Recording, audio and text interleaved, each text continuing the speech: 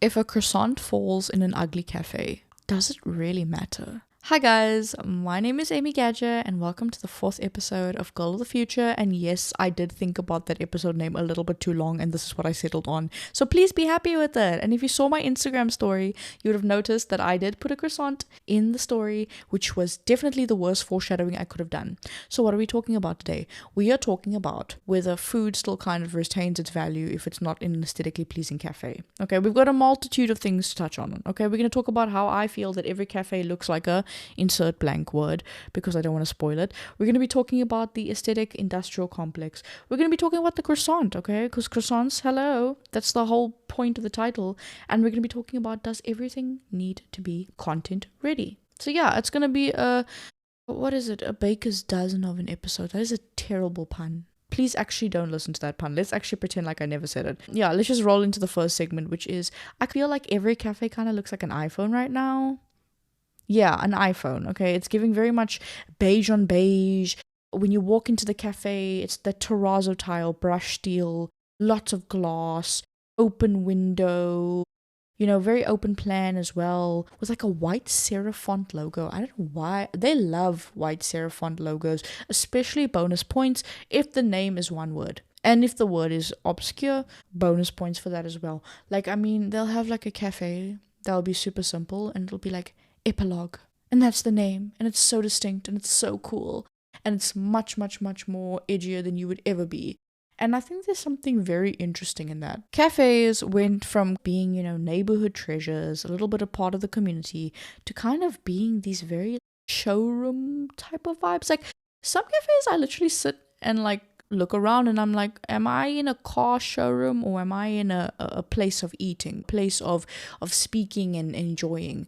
Because sometimes I feel like I'm too scared to like move something in the cafe. Obviously nothing wrong with that.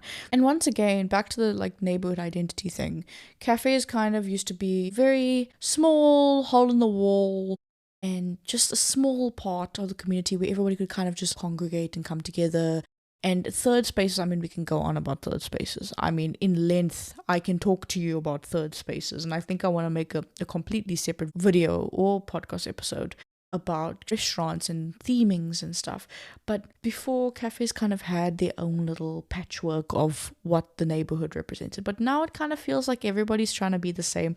Nothing wrong with obviously adjusting to the times. But it kind of feels like we're not ordering coffee anymore. It feels like a version of the iStore that just happens to have drinks. And the sameness is everywhere. It's not just cafes. Where does it come from? It comes from trend cycles. It comes from Pinterest boards.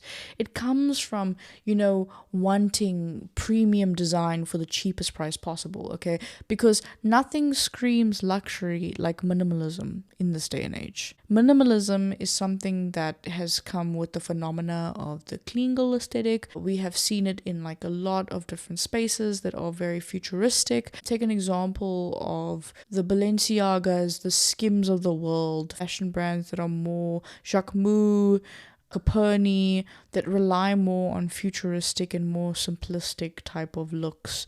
And you kind of have that intermingling again of fashion and culture and food and beauty, and all of it seems to follow itself in like a weird loop. I know there's like that one metaphor of like the snake eating its own tail. It kind of feels like that a little bit. It feels a little bit like the snake eating its tail. But I think also, once again, these type of, luxurious cafes are also very easy to set up because, it's just wooden tables, a lot of glass, very minimal decoration, one shade of paint. So not only are they, in a way, very simple, but they are also very accessible.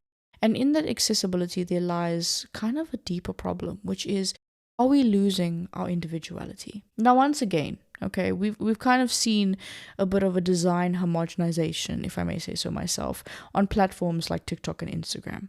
There has been definitely a rise in, fitting within a box, even though it's kind of packaged as a new form of individuality. Because we have multitudes of subcultures. However, the subcultures have been deduced to cause and aesthetics, and everything has been boxed. And if it has not been boxed, it's been triple boxed, quadruple boxed, and even given a sub aesthetic. And I think within that, it's kind of like how the algorithm works. You know, this aesthetic, it works because it's clean, it's digestible, it's safe, it's not offending anybody, it's not coming for anybody's brand, it's not copying anybody, it's literally a blank canvas, okay? And I think this also plays a role in us as Gen Z. We love curating vibes, okay? We always want a new aesthetic or a thing to latch on. And we can talk about now I'm so tired of it. Like, at first it was like a funny haha joke, but like the Dubai chocolate labubu thing, like, I'm tired of it now. I'm so ready for it to go. But it says a lot about how we jump from one thing to the next and kind of have this expectation of always looking out for the next big thing. And then there's also the question of, if your matcha isn't photogenic, does it even taste good? Because it's even to the point of like the cup that this thing is in.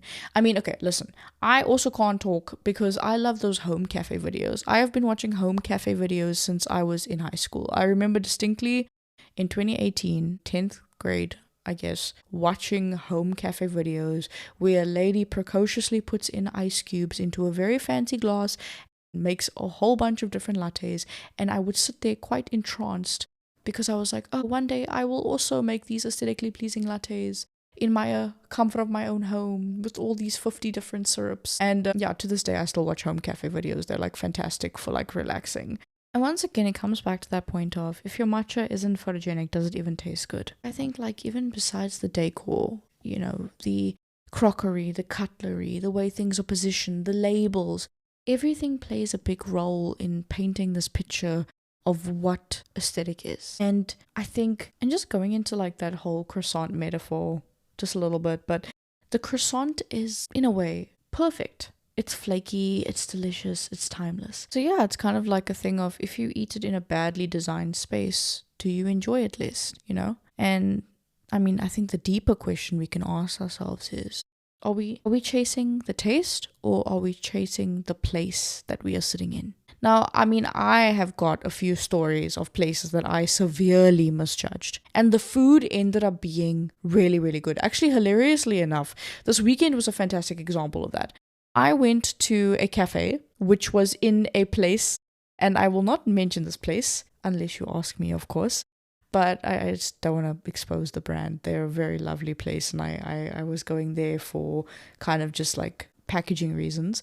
But I went to this place, and they obviously sell quite a few things that are definitely not related to food, but they had a little cafe. And guys, when I tell you, this cafe is the most, I don't want to say the most 2008 cafe ever, but it's so distinctly nostalgic, but like in a very like kitsch way. Okay, first off, let me just start by saying the tables are simple. The menu is just a piece of white paper, printed, black and white, no colors, no pictures, nothing.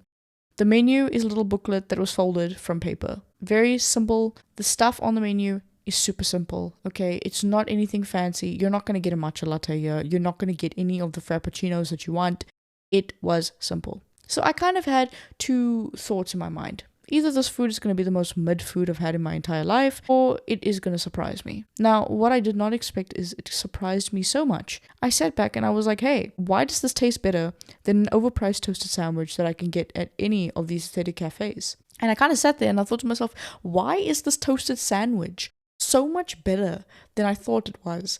And that made me think back kind of in why I wanted to do this episode, was that like I was in this cafe, right?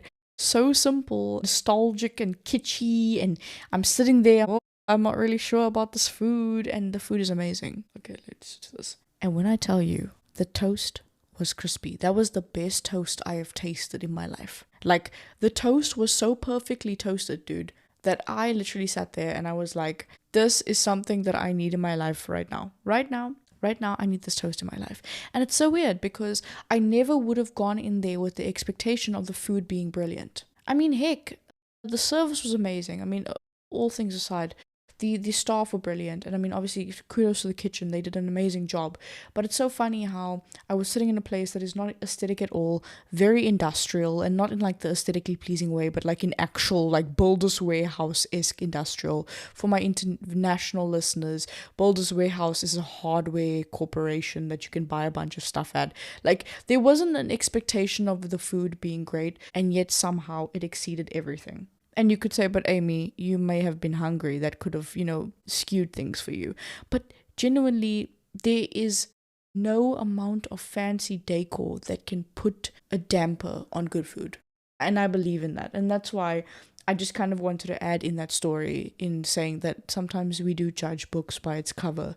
And I mean, I've also been to places where they are very aesthetically pleasing, very beautiful, but the food is just terrible. Or the coffee is weak, or there's clearly a focus on aesthetics and there's clearly no focus on the actual culinary that goes behind it.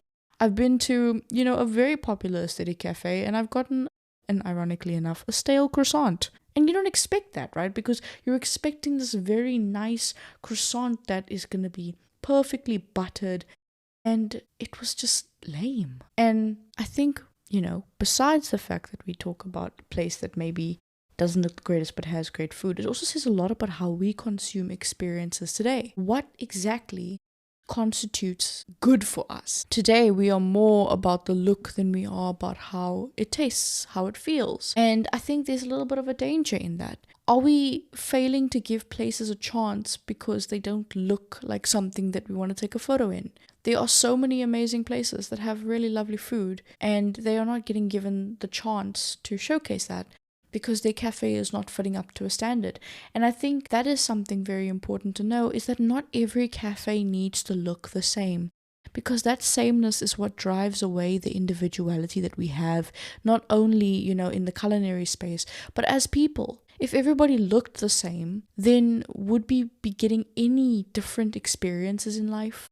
Would we be having any other perspectives besides the ones that are forced upon us? And that is kind of the thing of, does everything need to be content ready? So my thoughts on curation versus kind of the world that we live in is that the lines are being blurred. As we speak, the lines between curation and the reality that we live in are constantly being blurred because people have gotten methodical about the way that they live. Okay, they will not start their morning if it is not with, say for example, and I feel like it's a buzzword right now in my podcast at this point, a glass of perfectly chilled matcha with a specific brand of oat milk, and God forbid they're not wearing a specific workout set that they handpicked, and maybe they're not going to, a typical gym. Maybe they're going to a class that has to be booked 2 months in advance, and there's this feeling of needing to have a life that is much grandiose than maybe how you feel inside. Because, is it masking something else? We never know.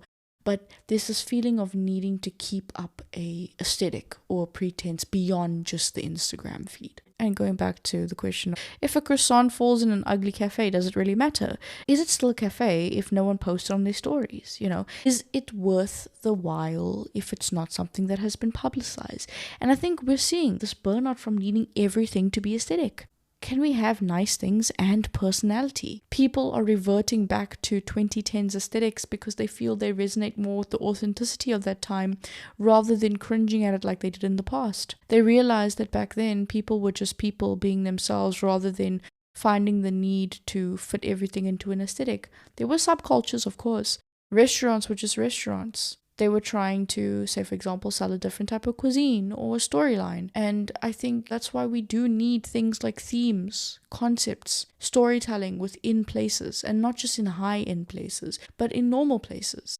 Places that are for regular people. Because without theme, without concept, we all are going to end up living in a world where everything is beige, everything is terrazzo, and everything is the same. So hey, maybe the croissant does fall, but at least it fell in a beige box, and the place had marble counters. So guys, I just wanted to say thank you so much for listening to this episode. It really means a lot to me. I think now I'm kind of in a really cool space where I've got an amazing amount of upcoming episodes. I know I have not been posting as regularly as I wanted to be, but I've got a really big project in the background. And I'm really excited to, share that with you guys at some point. But yeah, watch out for that, I guess. And if you ever want to suggest an episode, because we do have a user suggested episode coming up, please feel free to do that. If you want to, make sure to subscribe to this podcast so you never miss an episode. You can subscribe to my YouTube. You can follow my Instagrams if you want to, and if you want to keep contact with me. And if you have any ugly but good cafes, or just like restaurants in general, suggest them down below. Or wherever you're listening to this from, because I'm always very excited to know. And you guys, that was me, Amy, and see you in the next episode. Bye bye.